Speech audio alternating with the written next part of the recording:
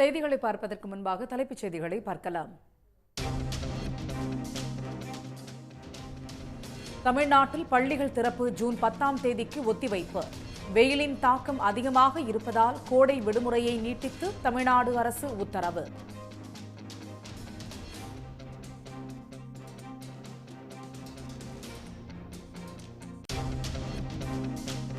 சென்னை உள்பட 17 மாவட்டங்களில் சதத்தை கடந்தது வெயில். அதிகபட்சமாக திருவள்ளூரில் 112 ஃபாரன்ஹீட் வெப்பம் பதிவு.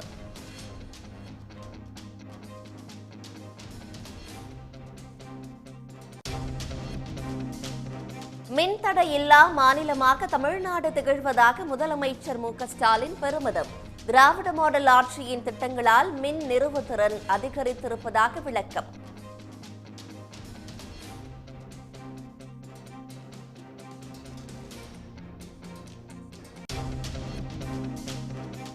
பாலியல் வழக்கில் சிக்கிய பிரஜ்வல் ரேவண்ணாவிற்கு 6 நாட்கள் போலீஸ் காவல்.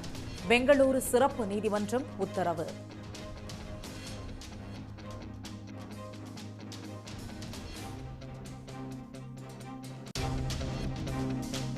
குமரியில் 2வது நாளாக தியானத்தில் ஈடுபட்டு வரும் பிரதமர் மோடி. வீட்டிலேயே தியானம் செய்வதை விட்டுவிட்டு ஏன் இந்த நாடகம் என்று மல்லிகார்ஜுன் கார்கே கேள்வி.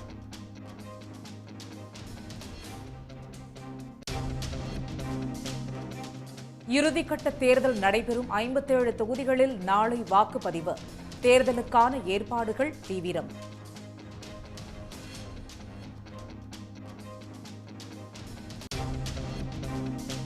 வாக்கு எண்ணிக்கையின் போது தபால் வாக்குகளின் முடிவை முதலில் அறிவிக்க வேண்டும். தமிழ்நாடு தலைமை தேர்தல் அதிகாரிக்கு திமுக அமைப்பு செயலாளர் RS பாரதி கடிதம்.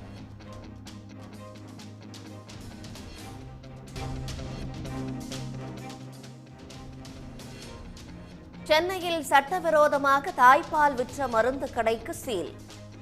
தானமாக பெற்று குறைந்த விலைக்கு விற்றது அம்பலம்.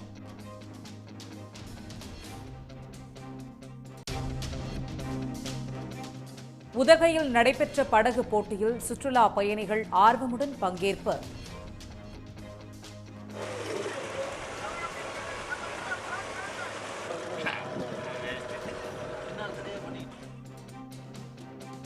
வெற்றி பெற்றவர்களுக்கு பரிசுகள் வழங்கி ஆட்சியர் பாராட்டு.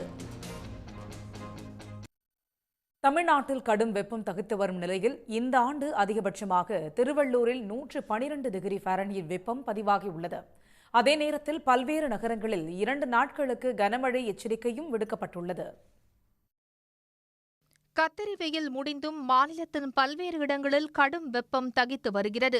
அந்த வகையில் இந்த ஆண்டின் அதிகபட்சமாக திருவள்ளூரில் 112 டிகிரி ஃபாரன்ஹீட் வெப்பம் கொளுத்தியதால் மக்கள் தவிப்புக்கு ஆளாகினர். அடுத்ததாக வேலூரில் 111 டிகிரி ஃபாரன்ஹீட்டும், திருத்தணியில் 108 டிகிரி ஃபாரன்ஹீட்டும் வெயில் தகித்தது. சென்னையில் தொடர்ந்து வெயில் வாட்டி வரும் நிலையில் மீனம்பாக்கத்தில் 106.7, நுங்கம்பாக்கத்தில் 104.36 டிகிரி ஃபாரன்ஹீட் அளவில் வெப்பம் வாட்டியதோடு அனல் காற்றும் வீசியதால் மக்கள் சிரமத்திற்கு ஆளாகினர். இதனிடையே தமிழ்நாடு, புதுச்சேரியில் வரும் 4ஆம் தேதி வரை அதிகபட்ச வெப்பநிலை 1 முதல் 3 டிகிரி செல்சியஸ் வரையில் குறைந்து இயல்பை ஒட்டியோ அல்லது அதனை விட சற்று அதிகமாகவோ பதிவாகும் என்று சென்னை வானிலை ஆய்வு மையம் தெரிவித்துள்ளது.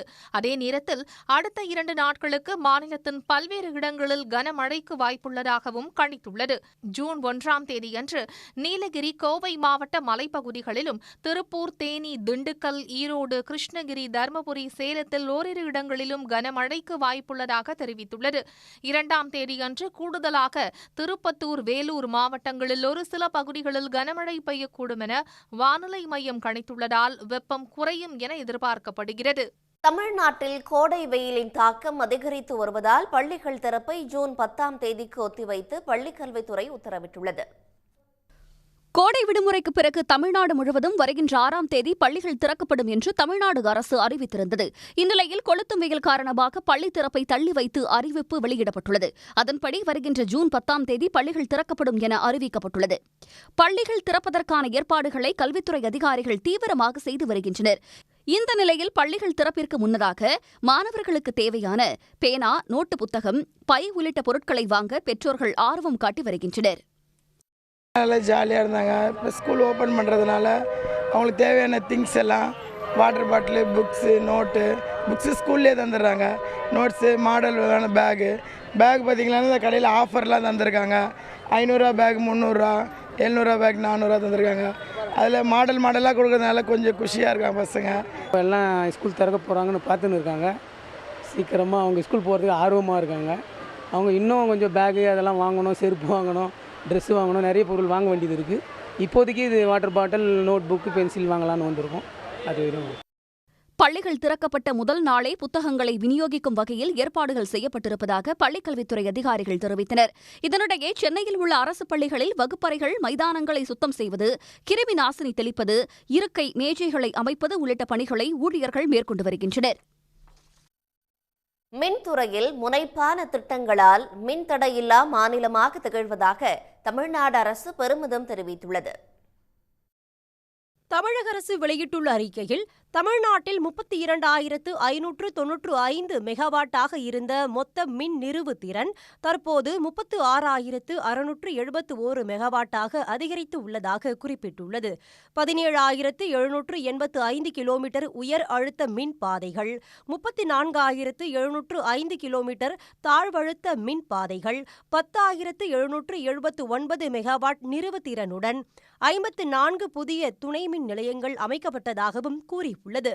தமிழ்நாடு மின் உற்பத்தி மற்றும் பகிர்மான கழகத்தின் மின் கட்டமைப்பு கடந்த ஏப்ரல் 30ஆம் தேதியன்று ஒரு நாளைக்கு அதிகபட்சமாக 454.32 மில்லியன் யூனிட் மின்சாரத்தையும், மே 2ஆம் தேதி 20,830 மெகாவாட் உச்ச மின் தேவையையும் எவ்வித தடங்களும் இன்றி வழங்கி திராவிட மாடல் அரசு சாதனை படைத்துள்ளதாகவும் பெருமிதம் தெரிவித்துள்ளது. 3 ஆண்டுகளாக மின் தடையே இல்லை எனும் வரலாறு படைத்துள்ள முதலமைச்சர் மு க ஸ்டாலின் செய்துள்ள சீர்திருத்தங்களால் புதிதாக துணை மின் நிலையங்களை நிறுவி மின் மாற்றிகளை அமைத்து மின் விநியோக அமைப்புகள் சீராக செயல்படுவதால் பொதுமக்கள் மகிழ்ச்சியுடன் இந்த அரசை பாராட்டுவதாகவும் தெரிவித்துள்ளது. டெல்லியிலிருந்து சான் பிரான்சிஸ்கோ நகருக்கு செல்லும் ஏர் இந்தியா விமானம் 24 மணி நேரம் தாமதம் ஏற்பட்டது குறித்து விளக்கமளிக்குமாறு விமான போக்குவரத்து இயக்குநரகம் நோட்டீஸ் அனுப்பியுள்ளது. டெல்லியில் இருந்து சான் பிரான்சிஸ்கோ நகருக்கு நேற்று பிற்பகல் 3 மணிக்கு புறப்பட வேண்டிய ஏர் இண்டியா விமானம் தொழில்நுட்ப கோளாறு காரணமாக தாமதமானது. இதனால் அந்த விமானத்தில் பயணிக்க இருந்த சுமார் 200 பேர் குளிர்சாதன வசதி இல்லாமல் காத்திருந்தனர். இதையடுத்து விமானத்தில் இருந்து இறக்கிவிடப்பட்ட பயணிகள் விமான நிலையத்தில் உள்ள அறையில் தங்க வைக்கப்பட்டனர். அங்கு விமான பயணிகள் பலரும் தரையில் படுத்திருந்தனர். நேற்று இரவு 7 மணிக்கு விமானம் புறப்படும் என அறிவித்த நிலையில் தொழில்நுட்ப கோளாறு காரணமாக விமானம் புறப்படும் நேரம் மீண்டும் மாற்றியமைக்கப்பட்டது.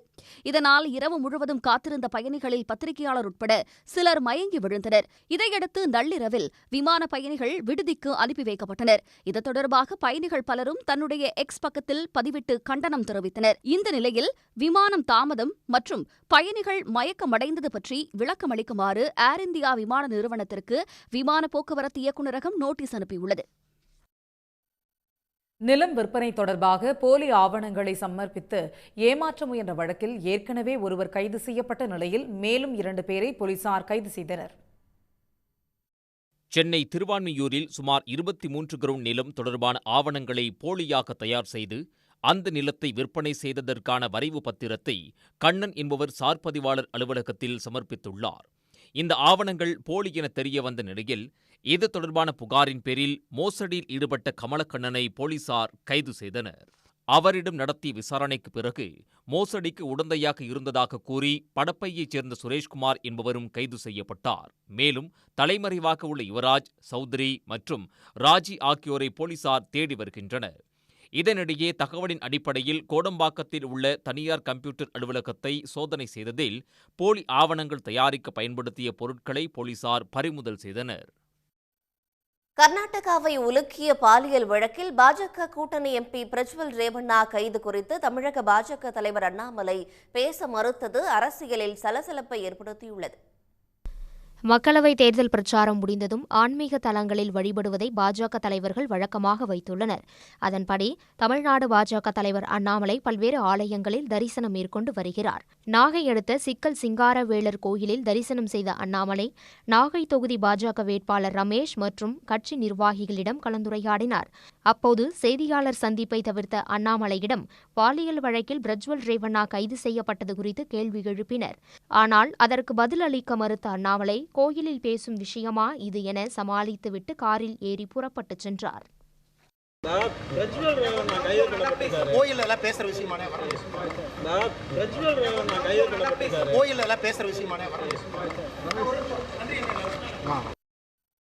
மக்களவைத் தேர்தல் நடத்தை விதிகளை தளர்த்திய பிறகு தமிழ்நாடு அரசின் புதிய திட்டங்கள் தொடர்பாக மாவட்ட ஆட்சியர்களுடன் தலைமை செயலாளர் ஆலோசனை மேற்கொள்ள உள்ளார்.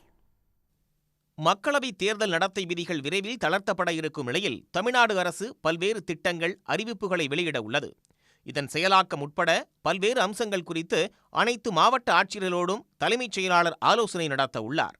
அதன்படி ஜூன் 11ஆம் தேதியன்று சென்னை, திருவள்ளூர், வேலூர், விழுப்புரம் உள்ளிட்ட மாவட்ட ஆட்சியர்கள் பங்கேற்க உள்ளனர். 13ஆம் தேதி திருச்சி, நாகை, புதுக்கோட்டை, மயிலாடுதுறை உள்ளிட்ட மாவட்ட ஆட்சியர்களும், 15ஆம் தேதி நாமக்கல், திருப்பூர், நீலகிரி, கரூர் உள்ளிட்ட மாவட்ட ஆட்சியர்களோடும் ஆலோசனை நடைபெற உள்ளது. ஜூன் 19ஆம் தேதியன்று தென் மாவட்டங்களைச் சேர்ந்த ஆட்சியர்களுடன் தலைமைச் செயலாளர் ஆலோசனை நடத்த உள்ளதாக தெரிவிக்கப்பட்டுள்ளது. தென்காசி மாவட்டத்தில் பச்சை மிளகாய் 1 கிலோ 150 ரூபாய் வரை விற்பனை செய்யப்படுவதால் விவசாயிகள் மகிழ்ச்சியடைந்துள்ளனர். தென்காசி மாவட்டத்தில் கீழப்பாவூர் மற்றும் ஆலங்குளம் சுற்றுவட்டார பகுதிகளில் அதிக அளவில் மிளகாய் மற்றும் காய்கறி பயிர்கள் சாகுபடி செய்யப்படுகின்றன. அண்மையில் பெய்த கோடை மழையின் காரணமாக சின்ன வெங்காயம், மிளகாய், கத்தரிக்காய் போன்ற பயிர்கள் மழைநீர் தேங்கி சேதமடைந்து விட்டது. இதனால் சந்தைகளுக்கு காய்கறிகளின் வரத்து வெகுவாக குறைந்ததை அடுத்து அதன் விலை 2 மடங்காக உயர்ந்துள்ளது. குறிப்பாக மிளகாய் வரவு மிகவும் குறைந்ததால் அதன் விலை 4 மடங்கு வரை அதிகரித்துள்ளது. மழைக்கு முன்பு கிலோ ஒன்றிற்கு 40 ரூபாய்க்கு விற்கப்பட்ட பச்சை மிளகாய் இன்று தரத்திற்கேற்ப 130 முதல் 150 ரூபாய் வரை விற்பனை செய்யப்படுகிறது. ஒருபுறம் பச்சை மிளகாய் விளைவித்த விவசாயிகள் மகிழ்ச்சியடைந்தாலும் மற்றொருபுறம் வியாபாரிகள் கவலையடைந்து மிக குறைந்த அளவிலேயே பச்சை மிளகாயை வாங்கிச் சென்றனர். மானாமதுரை அருகே கோயில் திருவிழாவையொட்டி நடைபெற்ற ஜல்லிக்கட்டு போட்டியில் காளைகளை வீரர்கள் தீரத்துடன் அடக்கி பரிசுகளை வென்றனர். சிவகங்கை மாவட்டம் பெரும்பச்சேரி சமய கருப்பண்ணசாமி களரி திருவிழாவை முன்னிட்டு ஜல்லிக்கட்டு திருவிழா நடைபெற்றது. மதுரை, தேனி, திண்டுக்கல், விருதுநகர் உள்ளிட்ட பல்வேறு மாவட்டங்களில் இருந்து 450 காளைகள் இப்போட்டியில் பங்கேற்றன. மேலும் 275 வீரர்களும் இப்போட்டியில் முன்பதிவு செய்து களத்தில் இறங்கினர். வாடிவாசலில் சீறி பாய்ந்த காளைகளை இளம் காளையர்கள் போட்டி போட்டு மல்லுக்கட்டி அடக்கினர்.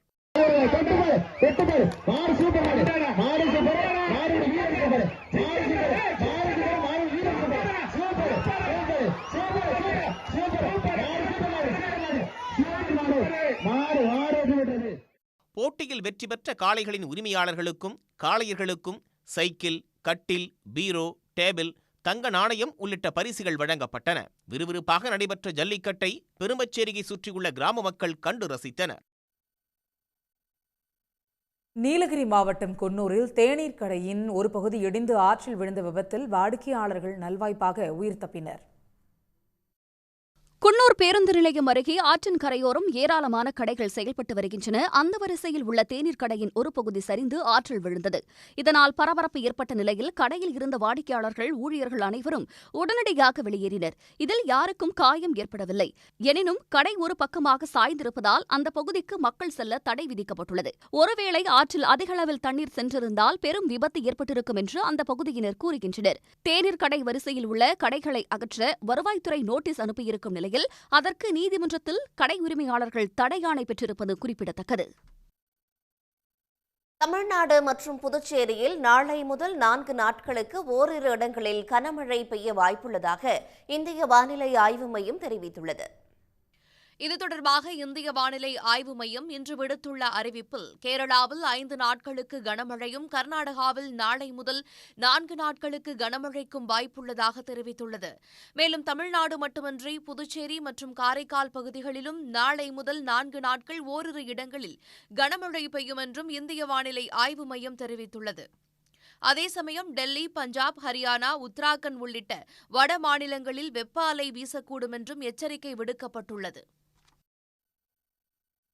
ராமநாதபுரம் மாவட்டம் பரமக்குடியில் மின்கம்பிகள் தரையோடு தரையாக இருப்பதால் கரும்பு செடிகளுக்கு தண்ணீர் பாய்ச்ச முடியாத நிலை உள்ளதாக விவசாயிகள் வருத்தம் தெரிவித்துள்ளனர். வெங்காளூர் கிராமத்தில் 300 ஏக்கர் பரப்பளவில் சீனி கரும்பு சாகுபடி செய்யப்படுகிறது. ஒரு ஏக்கருக்கு 30,000 ரூபாய் முதல் 40,000 ரூபாய் வரை விவசாயிகள் செலவு செய்து கரும்பு விவசாயம் செய்து வருகின்றனர். இந்நிலையில் கடந்த சில தினங்களுக்கு முன்பு கரும்பு அறுவடைக்கு வந்த இயந்திரம் ஒன்று விவசாயி ஒருவரின் தோட்டத்தில் இருந்த 2 மின்கம்பங்களை சாய்த்தது.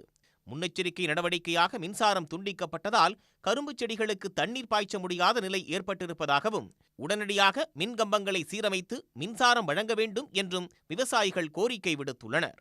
1/2 கிலோமீட்டருக்கு கீழே விழுந்து 4 இதுக்கு வயறு கீழே தான் கிடக்கு. அதை தாண்டி தான் எல்லா விவசாயியும் அதை தாண்டி தான் போகணும். திடீர்னு ஏதாச்சும் ஒரு இதாக ஆயிடுச்சு, ஏதாச்சும் ஒரு தெரியாதவங்க போய் லைனை கொடுத்து மாட்டிக்கிறட்டும் அப்படின்னு சொல்லி ஏதாச்சும் லைனை கொடுத்தாங்கன்னா நாங்கள் போகிறவங்க பூரா நாங்கள் சாக வேண்டியதேன், வேறு வழி. வெளிநாட்டில் பணியாற்றுபவர்கள் 100 நாள் வேலை திட்டத்தில் வேலை செய்ததாக ஊதியம் வழங்கி அதிகாரிகள் முறைகேட்டில் ஈடுபட்டிருக்கும் சம்பவம் வெளிச்சத்துக்கு வந்துள்ளது. நாகை ஒன்றியத்திற்குட்பட்ட புதுச்சேரி ஊராட்சியில் ஒன்றிய அரசின் மகாத்மா காந்தி ஊரக வளர்ச்சி திட்டத்தின் கீழ் 100க்கும் மேற்பட்டவர்கள் பணியாற்றி வருகின்றனர். 100 நாள் வேலை திட்டத்தில் பல்வேறு முறைகேடுகள் நடப்பதாக புகார்கள் எழுந்து வந்த நிலையில் அதே பகுதியைச் சேர்ந்த வேல்முருகன் என்பவர் அதுகுறித்து தகவல் அறியும் உரிமை சட்டத்தின் கீழ் மனு அளித்திருந்தார். அதில் வெளிநாட்டில் வேலை பார்ப்பவர்கள், கோவில் பூசாரி, அரசு ஊழியர்கள், ஓய்வூதியதாரர்கள், சிறுவர்கள் என வேலைக்கே வராத நபர்களுக்கு ஊதியம் பெற்று அரசு அதிகாரிகள் 2,70,00,000 ரூபாயை மோசடி செய்திருப்பது அம்பலமானது. இது தொடர்பாக நடவடிக்கை எடுக்க புதுச்சேரி கிராம மக்கள் வலியுறுத்தியுள்ளனர்.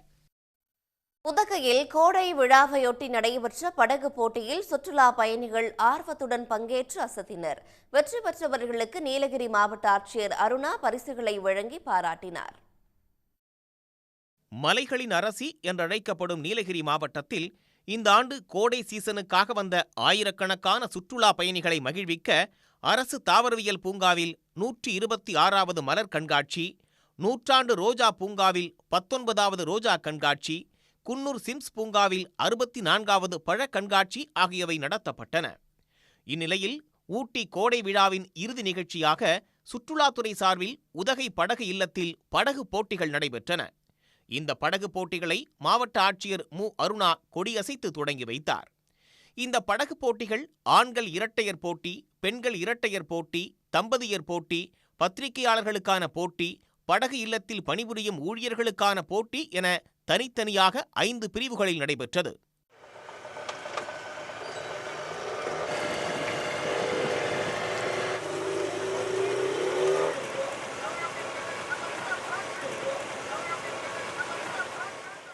தம்பதியர்களுக்கான படகு போட்டியில் திருப்பூரைச் சேர்ந்த அலெக்சாண்டர், லதா மேரி தம்பதியர் முதலிடத்தை பிடித்து அசத்தினர். ஆண்கள் இரட்டையர் படகு போட்டியில் அருள்மணி, சண்முகசுந்தரம் ஆகியோர் முதலிடம் பிடித்து வெற்றி பெற்றனர்.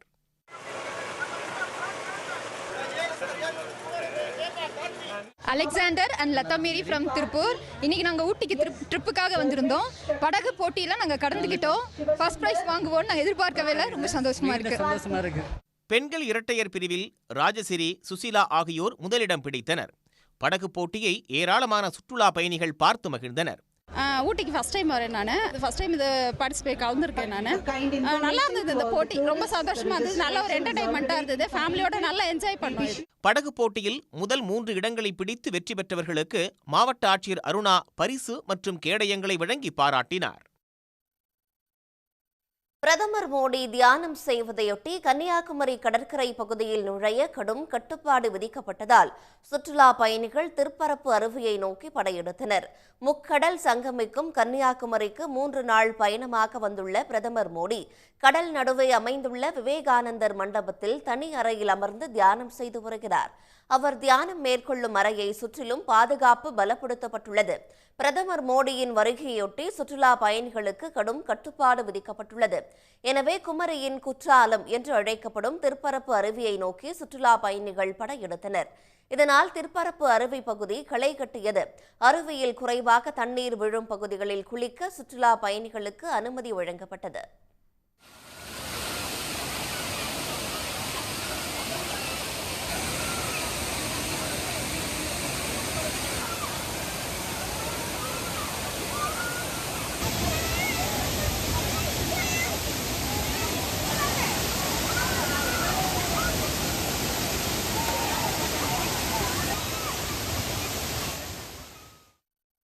முன்னதாக விவேகானந்தர் மண்டபத்திற்கு சென்ற சுற்றுலா பயணிகள் பாதுகாப்பு காரணங்கள் என்று கூறி வெளியேற்றப்பட்டனர்.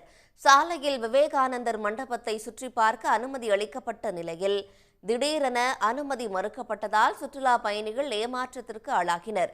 இதுகுறித்து சன் நியூஸில் செய்தி வெளியான நிலையில் விவேகானந்தர் மண்டபத்திற்கு மீண்டும் படகு சேவை தொடங்கப்பட்டது. இந்நிலையில் பிரதமர் மோடி நாளை காலை தனது தியானத்தை முடிக்கிறார். பின்னர் கடல் நடுவே அமைந்துள்ள திருவள்ளுவர் சிலைக்கு சென்று மரியாதை செலுத்த உள்ளார். திருடர்கள் என்ற பழியை தமிழர்கள் மீது சுமத்திவிட்டு தற்போது திருடர்கள் நிலத்தில் பிரதமர் மோடி தியானம் செய்வது ஏன் என மார்க்சிஸ்ட் கம்யூனிஸ்ட் கட்சியைச் சேர்ந்த மதுரை நாடாளுமன்ற உறுப்பினர் சு வெங்கடேசன் கேள்வி எழுப்பியுள்ளார்.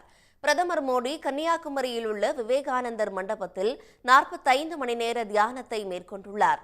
காங்கிரஸ், திமுக உள்ளிட்ட பல்வேறு கட்சிகளும் இது தேர்தல் நடத்தை விதிமீறல் என்று குற்றம் சாட்டியுள்ளனர்.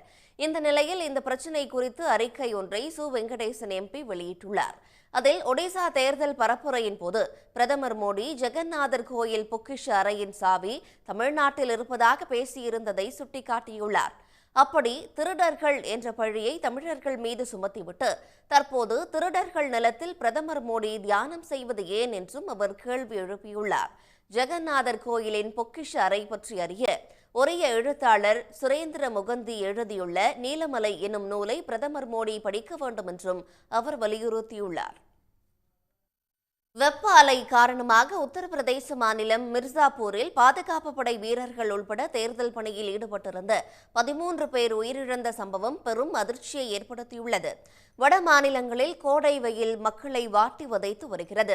இதனால் ஹீட் ஸ்ட்ரோக் உள்ளிட்ட உடல் உபாதைகளால் மக்கள் கடுமையாக பாதிக்கப்படுகிறார்கள். இந்நிலையில் உத்தரப்பிரதேச மாநிலம் மிர்சாப்பூரில் தேர்தல் பணியில் ஈடுபட்டிருந்த 13 பேர் வெப்ப அலையால் உயிரிழந்தனர். பாதுகாப்பு படை வீரர்கள் 7 பேர், சுகாதார பணியாளர்கள் 3 பேர் உள்ளிட்ட 13 பேர் வெப்பத்தின் தாக்கத்தால் உயிரிழந்ததாக மருத்துவர்கள் தரப்பில் தெரிவிக்கப்பட்டுள்ளது. உயர் இரத்த அழுத்தம், அதீத காய்ச்சல் உள்ளிட்ட காரணங்களால் பலியானது தெரியவந்துள்ளது. இதேபோல் பீகார் மாநிலத்தில் 10 தேர்தல் பணியாளர்கள் உள்பட 14 பேர் வெப்ப அலையால் உயிரிழந்தனர். இதனிடையே இதுவரை இல்லாத அளவாக மராட்டிய மாநிலத்தில் 133 ஃபாரன்ஹீட் வெப்பம் பதிவாகியுள்ளது. நாக்பூர் அருகே ராம்தாஸ்பேட்டை என்ற இடத்தில் வரலாறு காணாத அளவில் வெப்பம் பதிவாகி இருப்பது அதிர்ச்சியை ஏற்படுத்தியுள்ளது. நாக்பூர் அருகே சோனோகான் என்ற இடத்தில் 129 டிகிரி ஃபாரன்ஹீட் வெப்பம் பதிவாகியுள்ளது. வட மாநிலங்களில் வீசி வரும் வெப்ப அலையால் இதுவரை 50க்கும் மேற்பட்டோர் உயிரிழந்துள்ளனர். இந்நிலையில் தலைநகர் டெல்லியில் வரலாறு காணாத குடிநீர் பஞ்சத்தை தீர்க்க உச்சநீதிமன்றத்தை நாடியுள்ளது அம்மாநில அரசு. நாட்டின் தெற்கு பகுதிகளில் தென்மேற்கு பருவமழை தொடங்கியிருக்கும் நிலையில் வடக்கு பகுதிகளில் கடுமையான வெப்ப அலை வீசி வருகிறது. டெல்லியில் வரலாற்றில் முதல் முறையாக 126 டிகிரி ஃபாரன்ஹீட் வெப்பம் பதிவானது. நாட்டிலேயே உச்சபட்ச வெப்ப அலை டெல்லியில் வீசி வருவதாக வானிலை மையம் சிவப்பு எச்சரிக்கை விடுத்தது. ஹீட் ஸ்ட்ரோக் காரணமாக டெல்லியின் மருத்துவமனைகளில் நோயாளிகளின் எண்ணிக்கை அதிகரித்து வருகிறது.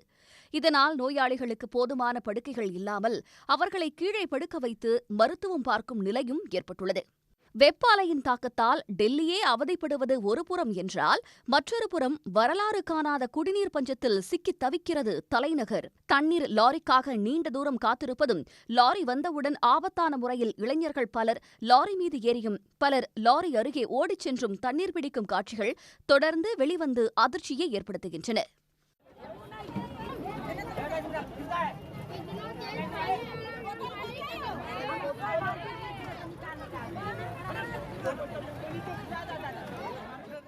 தலைநகரின் இந்த நிலையால் பொதுமக்கள் கடுமையாக பாதிக்கப்பட்டிருக்கிறார்கள்.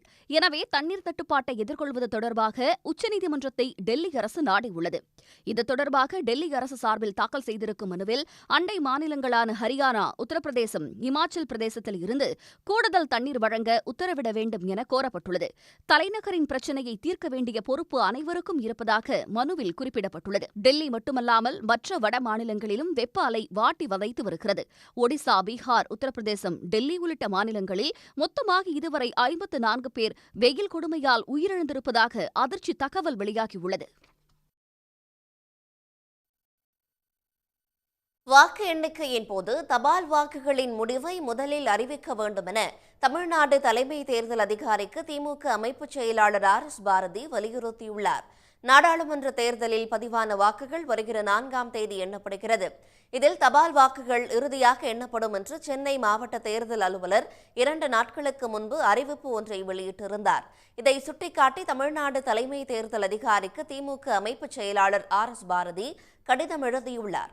அதில் வாக்கு எண்ணிக்கையின் போது வழக்கமாக கடைபிடிக்கும் நடைமுறையையே பின்பற்ற வேண்டும் என திமுக வலியுறுத்தியுள்ளது. முதலில் தபால் வாக்குகளை தான் எண்ண வேண்டும் என்றும் தபால் வாக்குகளை எண்ண துவங்கிய அரை மணி நேரத்திற்கு பிறகே மின்னணு வாக்குப்பதிவு இயந்திரங்களில் பதிவான வாக்குகளை எண்ண வேண்டும் என்றும் திமுக கோரிக்கை விடுத்துள்ளது. மேலும் வாக்கு எண்ணிக்கையின் இறுதிச் சுற்றுக்கு முன்னரே தபால் வாக்கு எண்ணிக்கை முடிவுகளை அறிவிக்க வேண்டும் என்றும் திமுக வலியுறுத்தியுள்ளது.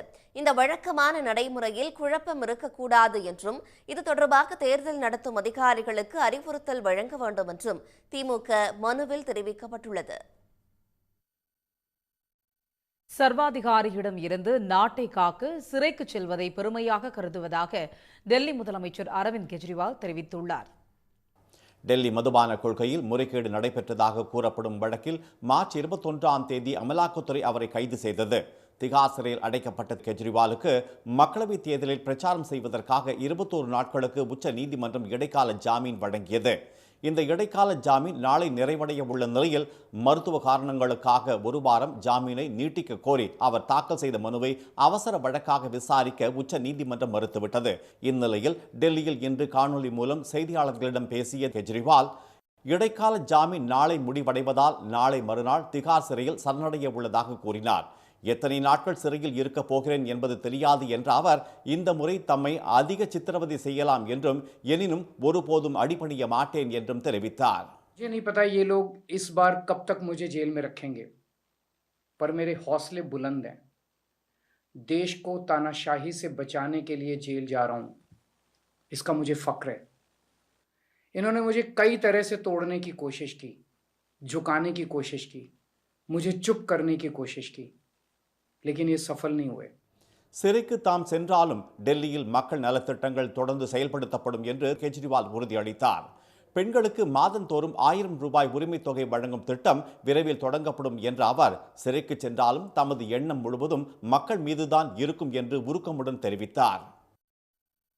திமுக ஆட்சி பொறுப்பேற்ற 3 ஆண்டுகளில் தமிழ்நாட்டின் கல்வித்துறை கண்டுள்ள 4 கால் பாய்ச்சல் வளர்ச்சிக்கு செய்தித்தாள்களில் வந்துள்ள செய்திகளே சாட்சி என்று முதலமைச்சர் ஸ்டாலின் பெருமிதம் தெரிவித்துள்ளார்.